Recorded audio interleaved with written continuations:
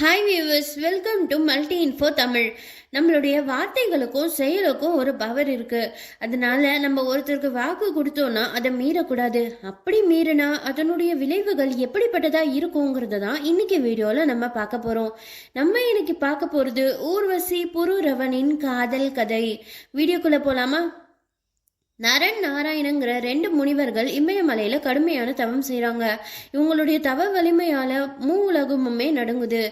பூலோகத்துல இந்த மாதிரி யாராவது கடுமையான தவம் செஞ்சா எங்க தங்களுடைய தவ வலிமையால தன்னோட பதவிக்கே ஏதாவது ஆபத்து வந்துருமோன்னு இந்திரனுக்கு ஒரு பயம் வரும். அதனால அவங்களுடைய தவத்தை கலைக்கிறதுக்காக அவன் ஏதாவது செய்வான். அதே மாதிரி இவங்களுடைய தவத்தை கலைக்கிறதுக்காகவும் ரதியையும் மன்மதனையும் நடனமாட சொல்றான். பொதுவா ரதியும் மன்மதனும் ஒருத்தருடைய பக்கத்துல நின்று நடனம் ஆடனா அவங்களுடைய மனசு சபலப்படும்.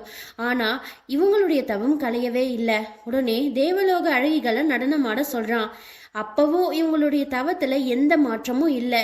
இப்பதான் நரனும் நாராயணனும் தங்களுடைய ஞான திருஷ்டியில பேசிக்கிறாங்க. நரன், நாராயணா, இந்த இந்திரனை பத்தியா நம்மளுடைய தவத்தை கலைக்கிறதுக்காக என்னென்னவோ செஞ்சுக்கிட்டு இருக்கான். இவனுக்கு நம்ம தகுந்த பாடத்தை கற்பிக்கணும்னு சொல்றாரு. இதை கேட்ட நாராயணன் தன்னோட வலது கையால தன்னோட தொடையை தற்றாரு. அதுல இருந்து தேவலோக அழகிகளை விட ஒரு பேரழகி வராங்க. அவங்க தான் ஊர்வசி. ஊர் அப்படின்னா தொடைன்னு அர்த்தம். நாராயணனுடைய தொடையிலிருந்து வந்ததுனால இவங்களுக்கு ஊர்வசி அப்படின்னு பேர் வைக்கிறாங்க. இவங்க நரனையும் நாராயணனையும் வணங்கிட்டு அவங்களுக்கு சேவை செய்ய ஆரம்பிக்கிறாங்க. அழக வச்சு எந்த ஆணையும் கவர்ந்துடலாம் அப்படிங்கிற இந்திரனுடைய தியரி அங்க தோத்து போகுது. நம்ம அழகிகளை கொண்டு இவங்களுடைய தவத்தை கலைக்க முயற்சி செஞ்சோம். ஆனா இவங்க எல்லார விட ஒரு பேரழகிய உருவாக்கி அவங்கள தங்களுக்கே சேவை செய்ய வச்சுட்டாங்களேன்னு நினைச்சு தன்னோட தவற உணர்ந்து இந்திரன் நரன் கிட்டையும் நாராயணன் கிட்டையும் மன்னிப்பு கேட்கிறான். தவற உணர்ந்ததுனால இந்திரனுக்கு பரிசா ஊர்வசியையே அளிக்கிறாங்க நரனும் நாராயணனும். ஊர்வசியை அழைச்சிக்கிட்டு இந்திரலோகம் வர இந்திரன் அவங்கள தேவலோக அழகிகளை ஒருத்தர விட்டுறான். இப்போ இந்திர சபையில ஊர்வசி சிறந்த நடன மங்கையா திகழ்றாங்க. ஊர்வசிக்கு பூலோகத்தை சுத்தி பார்க்கணும்னு ஆசை வருது. ஒரு நாள் இரவு யாருக்கும் தெரியாம பூமிக்கு வராங்க. பூமியுடைய அழகு, உணர்ச்சிகள் மிகுந்த பூலோக வாசிகளின் வாழ்க்கை, இது எல்லாத்தையுமே பார்த்து ரொம்ப ஆச்சரியப்படுறாங்க. சூரியன் உதயமாகிற நேரமும் வருது. சூரியன் உதிக்கிறதுக்குள்ள தான் தேவலோகம் போய் சேர்ந்தாகணும்னு தேவலோகத்துக்கு கிளம்புறாங்க. அப்போ ஒரு அசுரன் ஊர்வசியை கடத்திடுறான். அவங்க கிட்ட இருந்து ஒரு இளைஞன் ஊர்வசியை காப்பாத்துறான். ஒருத்தர் பார்த்ததுமே ரொம்ப பிடிச்சி போயிடுது. காதலிக்க ஆரம்பிக்கிறாங்க. ஆனா புரூரவன்கிற அவனுடைய பேரை தவிர வேற எதையுமே தெரிஞ்சுக்கிறதுக்கு ஊர்வசிக்கு அவகாசம் இல்லை. தன்னோட பேர் ஊர்வசின்னு சொல்லிட்டு அவங்க தேவலோகத்துக்கு போயிடுறாங்க. தேவலோகத்துக்கு போனாலும் புரூரவனை ஊர்வசியால மறக்கவே முடியல. தான் எப்படியாவது அவனை திருமணம் செஞ்சுக்கணும்னு சபதம் எடுத்துக்கிறாங்க. எப்போதுமே புரூரவனுடைய நினைவோடையே இருக்காங்க. புரூரவனும் ஊர்வசியோடைய நினைவோடையே இருக்கான். ஒரு நாள் தேவலோகத்துல ஒரு நாடகம் நடக்குது. அதுல ஊர்வசி லக்ஷ்மியா நடிக்கிறாங்க. லக்ஷ்மி விஷ்ணுவை பார்த்து புருஷோத்தமா அப்படின்னு அழைக்கணும். ஊர்வசி புரூரவா அப்படின்னு அழைச்சிடுறாங்க. தேவர்கள் எல்லாருமே ரொம்ப அதிர்ச்சி ஆயிடுறாங்க. இந்த நாடகத்தை இயக்கிக்கிட்டு இருந்த பரத முனிவர், இடம் பொருள் மறந்தாயோ ஊர்வசி, ஒரு பூலோகவாசிய நினைச்சுதானே நீ இன்னைக்கு இந்த தவறு செஞ்ச. அவன் கூடவே வாழ்றதுக்கு நான் உனக்கு ஒரு வாய்ப்பு கொடுக்குறேன். ஆனா எந்த நேரத்துல நீ இவனை விட்டு நம்ம பிரியவே கூடாது அப்படின்னு ஒரு நிலைக்கு வரியோ அந்த நேரத்துல நீ அவனை விட்டு பிரிஞ்சு வந்துடுவ. பிரிஞ்சு வந்ததுக்கு அப்புறமா உன் மனசுல ஏற்படுற வேதனையும் வலியும் தான் இன்னைக்கு நீ செஞ்சிருக்கிற தவறுக்கான தண்டனை அப்படின்னு சாபம் கொடுத்துடுறாரு. ஆனா ஊர்வசிக்கு இது ஒரு சாபமாவே தெரியல. தனக்கு கிடைச்ச வரமா நினைச்சுக்கிட்டு பூலோகத்துக்கு கிளம்பி வராங்க. வந்து புரூரவனை பாக்குறாங்க. ஆனா புரூரவனை விட்டு என்னைக்கா இருந்தாலும் நம்ம பிரிஞ்சு போயிடுவோங்கிறது ஊர்வசிக்கு தெரியும். இதை அவன் கிட்ட சொல்லவும் முடியாது. அதனால தான் வலுக்கட்டாயமா இங்கேருந்து போகக்கூடாதுன்னா ஏதாவது ஒரு வாக்கு கொடுக்கணும். ஆனா ஊர்வசிக்கு தான் மேலேயே நம்பிக்கை இல்லை. அதனால புரூரவன் கிட்ட வாக்கு கேட்குறாங்க. நான் உனக்கு 3 நிபந்தனைகள் விதிக்கிறேன். அந்த நிபந்தனைகளை நீ மீறக்கூடாது. அதுல ஒன்று மீறினா கூட நான் உன்னை விட்டு பிரிஞ்சு போயிடுவேன்னு சொல்றாங்க.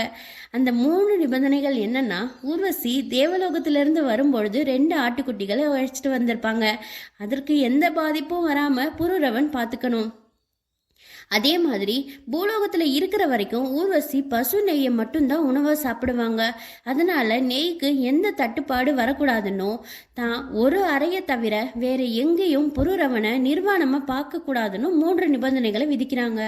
புருரவனும் அதுக்கு சம்மதிச்சு ஊர்வசியை திருமணம் செஞ்சுக்கிறான்.